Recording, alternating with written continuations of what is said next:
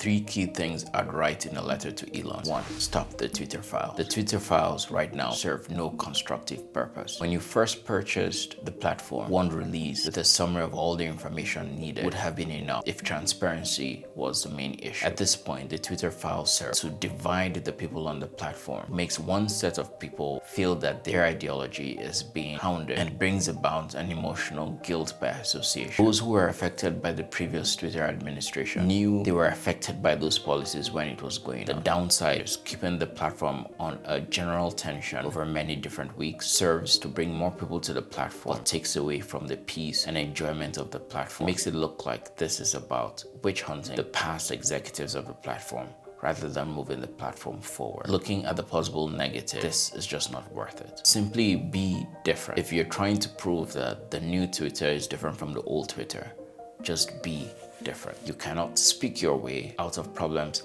acted into. 2. Don't trade one set of tyrants for another. The past administration enforced one set of rules in a particular way to one set of people. If the new Twitter does the same thing that the old ones did, there's no difference between the old Twitter and the new Twitter. There's just a difference in the rules and on the people on which they're enforcing those rules. This means you have to create an environment where rules are enforced equally. Rules have to be enforced in a way that even if you, CEO of the company, do not like the way the rules are being enforced, there's nothing you can do about it. Twitter will only be different when the CEO can disagree with the decision an independent panel made and have no way of reversing it except going through a prescribed process. You can get your way in every rule enforcement, and Twitter is no different from the old Twitter, because you, like everybody else, will one day fall prey to your own preferences, anger, and emotions, and you would erode the free speech rights that you believe everybody has. 3. Twitter Blue. Twitter Blue is only valuable when it actually verifies people's identity. The blue check mark is only valuable because it says that this person is who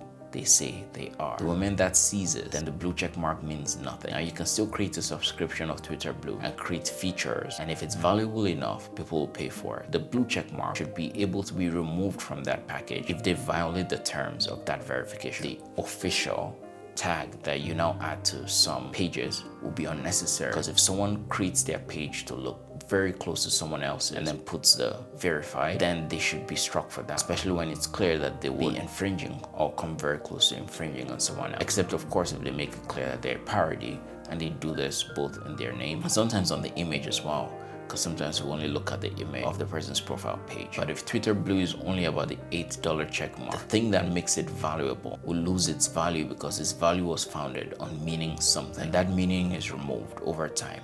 The blue check mark means nothing. Overall, the vision you have for the platform is important. The freedom of speech is one of the most important freedoms. It's what sheds light to a community when they go wrong. But this means that you have to be able to restrain yourself, or create a system that restrains you, the owner, such that people really do have freedom of speech on the platform and are able to breathe.